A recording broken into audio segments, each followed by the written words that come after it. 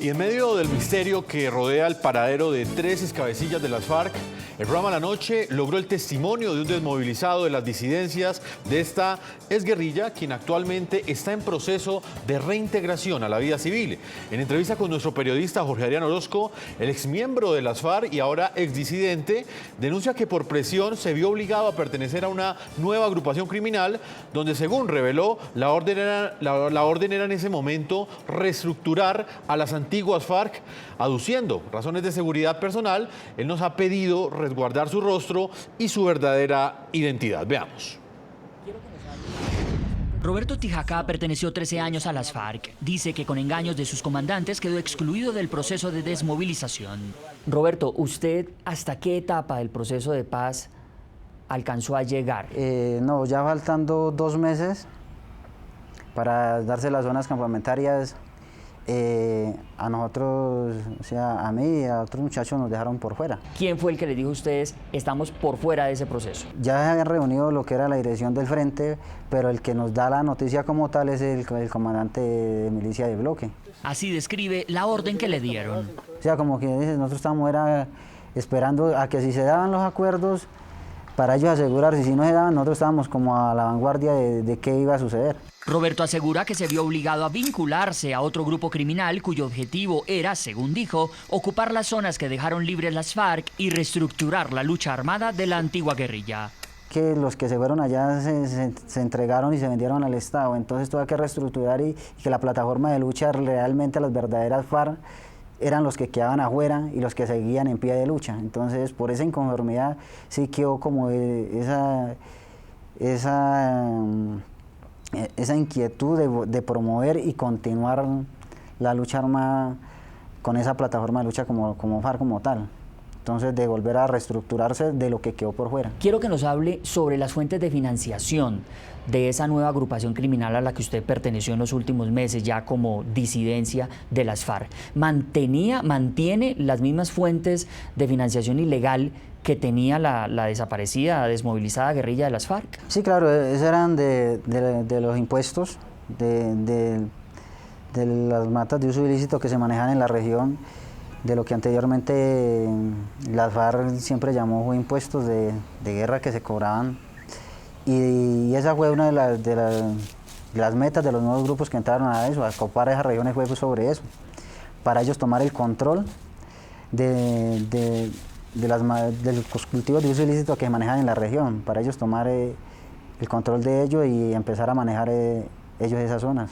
Roberto precisa que estuvo 13 meses en la nueva agrupación criminal como disidente de las FARC. Allí el reclutamiento funciona, de acuerdo con su testimonio, no solo con presiones y amenazas, también bajo falsos ofrecimientos económicos. Roberto, ¿a usted cuál fue el tipo de ofrecimiento económico que le hicieron para esa nueva agrupación criminal? ¿Había alguna promesa de algún salario, alguna ayuda económica? ¿Realmente cuál era el ofrecimiento?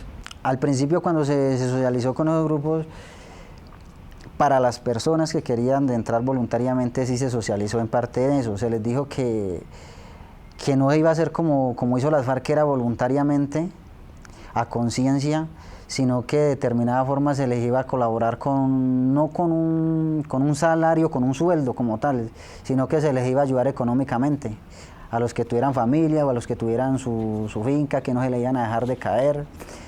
Ese ofrecimiento sí comenzó a divulgarse en la región, y a las personas que se les empezaba a informar del grupo y todo, cuando empezó a hacer el proceso de reestructuración o de reclutamiento de las personas en esa área.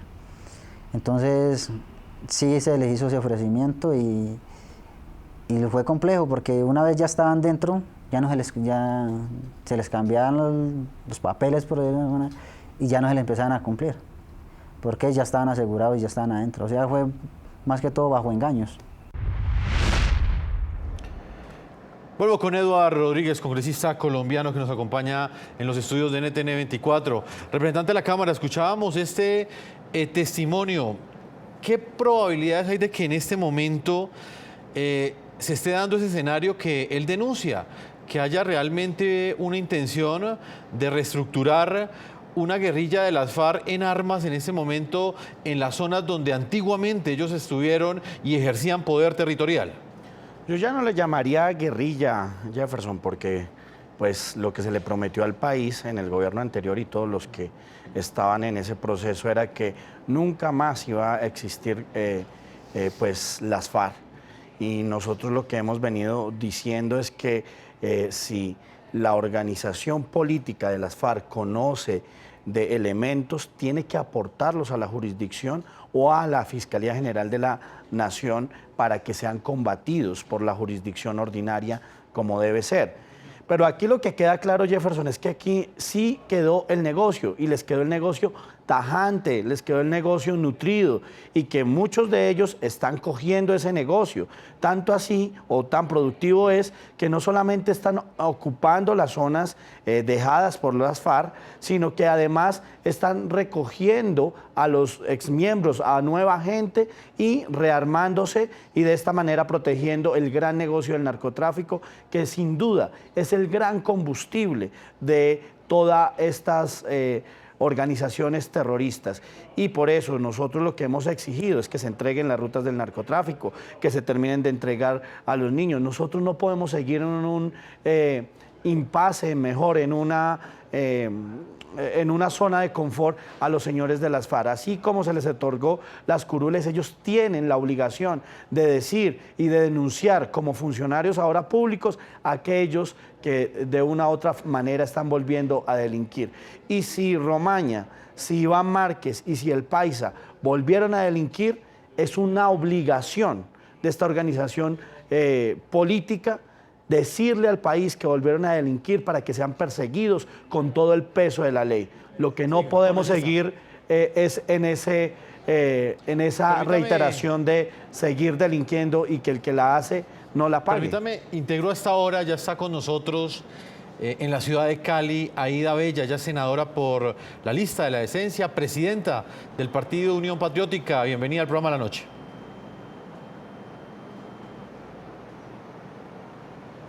Muchísimas gracias, los estamos escuchando, nos dispensan por la hora, pero tuvimos un problema técnico y nos tocó desplazarnos a otra sede. No, senadora, pero aquí estamos. Lo importante es que esté acá con nosotros, la estábamos esperando porque su opinión también es muy importante en nuestro programa. Quiero saber usted qué piensa de esta noticia. Hay 3 excabecillas de las FARC que en este momento no sabemos de su paradero, renunciaron a sus esquemas de seguridad y muchos consideran que esto es un gesto que demuestra que se están apartando de ese acuerdo de paz. ¿Qué opinión tiene usted, senadora, sobre este hecho?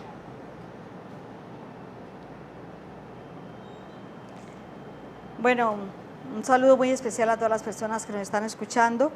Y yo quisiera definitivamente decir que hay unas serias situaciones muy complicadas en las zonas donde están ubicadas las personas. Yo he visitado algunas y encuentro que no hay ningún cumplimiento por parte del gobierno, por ejemplo, en cuanto a vivienda, en cuanto a los proyectos productivos. Y encuentro que hay algunos que estaban en una zona como Romaña, que estaba en Tumaco, y luego pasa a Miravalles, y en Miravalles pues también hay dificultades y problemas, y se va para el Meta y también hay problemas y dificultades. Es que estos terrenos que no aparecían grupos paramilitares están apareciendo. Y yo creo que el gobierno también ha incumplido. No solamente es el problema de que la gente salga para otro lugar, sino, por ejemplo, en el sitio donde está Iván Márquez, hasta donde las noticias llegan, es que simplemente había un operativo muy grande sobre esa zona y ahí pues la gente tiene derecho a sentirse amenazada. Han asesinado 64 desmovilizados de las FARC desde el momento en que se firmaron la paz. ¿Esto qué es? Este es un plan también para asesinar a quienes dejaron las armas. A mí me parece que no hay ningún cumplimiento tampoco por parte del gobierno y esto francamente desdice mucho de un gobierno que es el pasado, que escogió el dinero, que lo despilfarró y que ahora no tienen cómo llegar a los centros donde está la gente desmovilizada, por lo menos a cumplirles con lo mínimo vital. Lo mínimo vital es que tengan agua y que tengan un poco de alimentos, pero ni siquiera hay eso, pero tampoco tienen cuestiones para vestirse. Y yo creo que así no se hace un proceso de paz. El país tiene muchísimas diferencias. Y yo quisiera decirle a Iván Márquez, al Paisa, a Romaña, que por favor no abandonen este proceso. Seguramente que ellos no lo quieren abandonar, pero francamente con 64 personas que han sido asesinados, con un operativo sobre los terrenos donde estaba Iván Márquez, pues yo no sé qué harían ustedes en su caso. Esto es un problema seguramente complicado y difícil, pero yo creo que el país tiene derecho a vivir en paz. Y también todo el problema que hubo con la JEF, ¿cómo así? Que sacan a unos quieren la verdad y otros pues quieren ocultarla, y yo creo que eso no se hace así. Entiendo que el presidente ayer, antier, cuando se reunió con la gente que fue al Palacio, pues lo interesante es que por primera vez las FARC entran al Palacio Presidencial también con el nuevo presidente, y yo creo que eso marca un hecho. Y yo aspiro, además hago el llamado al gobierno que también pues someta a la justicia a los grupos de las BACRIN, a los del Clan del Golfo y todos ellos que han dicho estamos dispuestos a someternos a la justicia. El gobierno también tiene que hablar, porque entre más se prolonguen las cosas, más dificultades. Mire lo que pasó ayer en Urabá. Senadora, ¿y no sería importante? Sí, en Urabá miren lo que pasó. En Urabá ayer un hombre armado entra y saca a los dirigentes sindicales, y el hombre armado después lo capturan y resulta que es un miembro activo del ejército. Por Dios. ¿Pero en qué estamos? No, senadora, eso es gravísimo desde cualquier punto de vista, pero desde esa perspectiva que usted plantea, ¿no sería más claro que, por ejemplo, estos 3 integrantes de FARC, el paisa, Romaña y Iván Márquez, le dijeran con claridad al país si van a seguir o no con el acuerdo de paz? Porque es que hasta este momento esa información no existe.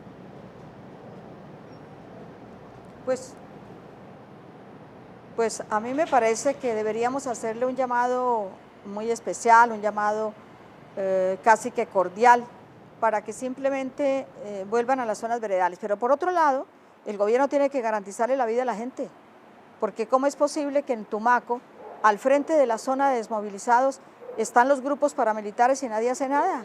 Eso no es correcto, y definitivamente están entrando a zonas donde ellos están. ¿Y dónde está realmente el cordón que los está en este momento favoreciendo, por lo menos para preservar la vida? Yo creo que en los acuerdos tienen que cumplir las dos partes.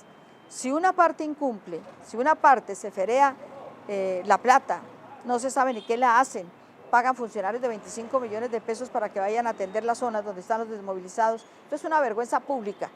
Yo sí creo que el gobierno debe ponerse en la posición de que, por favor, tienen que cumplir lo que acordaron, para que los otros también cumplan, porque si usted se va amenazado de muerte, y si usted puede irse para otro pueblo, pues se va para el otro pueblo. Eso es un problema complicadísimo, y yo creo que en parte la culpa la tienen con ocasión la de un falta de debate que implementación ayer de los tuvimos. acuerdos y también la falta del cumplimiento del gobierno. Así es de que hay que hacerles un llamado a unos y a otros. Claro, ayer a unos a la abandonen senadora el proceso Ida de paz, y a los otros para que cumplan lo que acordaron. Adelante, Porque no se puede decir a la ayer gente que espera que los maten la senadora con los Ida brazos cerrados. hablaba de algo Pues muy, yo sí muy creo importante. Que esto es un problema complicadísimo. Senadora. Cualquiera, si llegan a la casa de cualquier ciudadano a matarlo, lo mínimo que hace el ciudadano es salir corriendo. Senadora, analicemos esto, porque usted dijo algo muy importante, y es que hace 3 días llegaron los señores de las FARC al Palacio de Nariño como miembros de una organización política. Esto significa que ellos aceptan a Iván Duque como presidente de la República, con la Constitución y la ley, y nosotros empezamos a mirar cómo aceptamos ese partido político. Esto es un tema también de derechos, pero también de deberes. Y nosotros lo que no podemos seguir justificando, senadora, y en eso tenemos que cerrar filas todos los colombianos, es que vía política le hagan daño a un ser humano diciendo que son de derecha o que son de izquierda. Ninguna justificación puede causarle daño a un ser humano. Y por eso yo la invito, senadora, muy respetuosamente, a que no justifiquemos este deber que deben tener estos 3 dirigentes importantes, es que eran los comandantes y era nada más y nada menos que el jefe negociador de las FARC. Y el mal ejemplo que le están dando a sus bases es terrible. Y quiero recordarle la institucionalidad, porque los escoltas que ellos tienen son de la propia guerrilla, pagada con dineros de los impuestos de los colombianos, pero además de eso, con armas de los colombianos. Y la pregunta es, esas armas, cuando se van supuestamente a la ilegalidad, ¿se la devuelven a la UNP o no se la están devolviendo? Aquí hay que nosotros, como institucionalidad, usted como senadora, yo como representante y todos los ciudadanos, tenemos que exigirle a esos señores que cumplan. No pedirles el favor, no con cordialidades. ¿Por qué? Porque están dando un muy mal ejemplo a las bases. Y a esas bases también les digo hoy que nosotros nos hemos comprometido a cumplirles y la institucionalidad y todo el gobierno de Iván Duque va a ser generoso con las bases de las FARC para que se reincorporen. Senadora, adelante, ¿qué le puede responder al congresista Eduardo Rodríguez? ¿Usted cree que, por ejemplo, la institucionalidad, discúlpeme, la institucionalidad es que 64 desmovilizados han sido asesinados? Dentro de la Constitución está el derecho a la vida y la prohibición de la pena de muerte, pero lo que estamos viendo aquí es que no solamente los desmovilizados mueren, tenemos 340 líderes asesinados, 340 líderes asesinados desde el momento que se firma el proceso de paz, pero desde que se senadora querida, o sea, yo sí creo que tenemos un muerto diario. No, eso sí no es ¿qué cierto, es lo que está pasando senadora, en este país? No, pero si hablamos de la institucionalidad, hablamos de todas las institucionalidades. Senadora, mire, si y el respeto a la vida alguien, lo tiene hay que reprocharlo y hay que pedir y exigir a la Fiscalía General de la Nación que judicialicen sigan matando a los la que gente matan. y no pasa nada, eso es parte de la institucionalidad. La institucionalidad es que cojan a esos señores y los lleven a la cárcel, senadora. Y pero todos ¿dónde los está? colombianos Mire, tenemos que cerrar antier filas fueron sacados para que los lleven a la dirigentes cárcel sindicales de y para que del no sigan sindicato, habiendo de los o bananeros, no sigan existiendo y quien esas los sacó armado organizaciones era un hombre del criminales. ejército. ¿Esta es la Sí, adelante, institucionalidad? senadora. ¿Amenazar a la gente? Pues bueno, ¿Esa es la institucionalidad? Senadora, ¿Cómo así que yo matan le pido allá abajo que en así el como Cauca usted a unos dice indígenas? respetar los Se derechos les va humanos, yo la soy motocicleta. motor de protección de los derechos ¿Y quién humanos, iba en la lo que motocicleta? utilicemos Era es un policía activo. las instituciones, ¿Eso es la institucionalidad? fiscalía, Llegan, disparan, policía, matan, Congresista salen. Eduardo. proteger Por a Dios, los ciudadanos. yo creo que lo que tenemos que hacer aquí todos los colombianos es defender la institucionalidad para todos. Exactamente. Aquí me acaban de decir, por ejemplo, Sin yo color estoy en Cali, político. me acaban de decir que hay un programa en Palmira para la limpieza social. ¿Esa es la institucionalidad? ¿Quién No, hace la limpieza social? no, en este senadora, país todos senadora. sabemos. Entonces yo sí A creo que esos entre que están todos vamos a haciendo eso hay defender que la capturarlos y institucionalidad llevarlos a la para cárcel. todos los Esa es la colombianos. institucionalidad. No para uno la institucionalidad y para otro la pena Senadora, de debo muerte. marcar una segunda pausa comerciales. Antes quiero leer algunas de las opiniones de nuestros televidentes que nos llegan a través de las cuentas de Twitter. ¿Qué efectos cree usted que tiene para el acuerdo de paz la desaparición sin ninguna explicación de los excabecillas de las FARC, Iván Márquez, Romaña y el Paisa? ¿Y cuál cree usted que debe ser la reacción del gobierno ante eso? Opiniones de nuestros televidentes. A esta hora, María Isabel opina lo siguiente: simple, declararlos por fuera de los acuerdos de paz. Son reincidentes y desertores como tales. El gobierno debe ordenar de inmediato su búsqueda. Davis Ariza afirma lo siguiente: creo que son ciudadanos libres, solo tienen que cumplir los llamados de la JEP. Le damos uno más, este es de Camilo Zuluaga. Él dice lo siguiente: en ese momento lo que debe hacer el gobierno es convocar a las FARC y dejar claro quiénes hacen parte o no del acuerdo.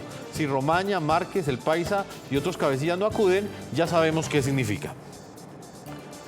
Son opiniones que nos llegan a través de las cuentas de Twitter del programa La Noche. Una pausa y ya regresamos a la parte final de este programa La Noche.